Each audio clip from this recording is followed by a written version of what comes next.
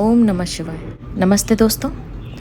शिव सूत्र के दूसरे अध्याय की इस यात्रा में आपका बहुत बहुत स्वागत है, अभिनंदन है। शिव सूत्र के दूसरे अध्याय का चौथा सूत्र है गर्भे चित्त विकसो विशिष्ट विद्या स्वप्नः। यानी जब योगी का मन माया के गर्भ में रहकर विकास करता है, तब जो विद्या वह अर्जित करता है वह स्वप्न है, यानी शुद्ध नहीं है, अस्तित्व से वह दूर हो जाता है। यानी गर्भ में चेतना के असाधारण विकास से स्वप्न साकार होते हैं। आइए सूत्र को समझने का प्रयास करते हैं। जब यह मन शरीर में चेतना का बीज आरोपण करता है, तब चेतना जागती है, विकसित होती है और अनंत क्षमताओं के साथ अपनी चरम पूर्ण स्थिति को प्राप्त करती है, जो शुरुआत में एक स्वप्न की तरह प्रतीत होगी।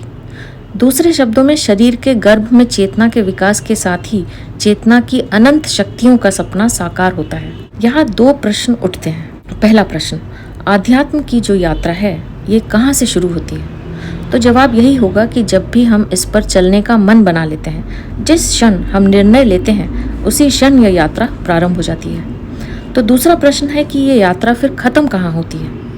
यह यात्रा अनंत में खत्म होती है, जहाँ हमारी चेतना परमात्मा की चेतना से मिल जाती है, एक हो जाती है।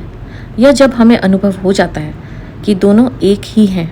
ये शुरुआत से अंत की जो यात्रा है यह यूं ही तय नहीं हो जाती। यह यात्रा तपश्चर्या मांगती है। यहाँ परीक्षाओं का सामना करते हुए, उत्तीर्ण होते हुए ही आगे बढ़ा जा सकता है। रास्ता यानी मुश्किल है, बीच में बहुत कुछ होता है, बहुत सारे पड़ाव आते हैं।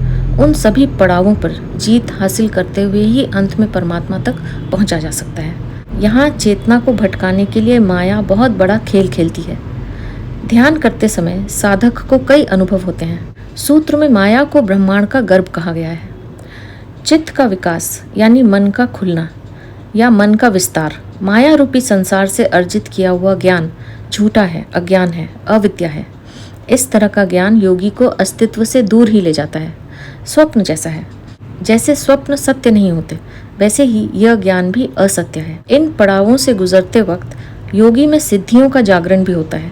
यह सब महामाया की लीला है और साधारण ज्ञान ही है, जो असत्य है, सीमित है, अशुद्ध है, भ्रम है, काल्पनिक है, महज एक स्वप्न है।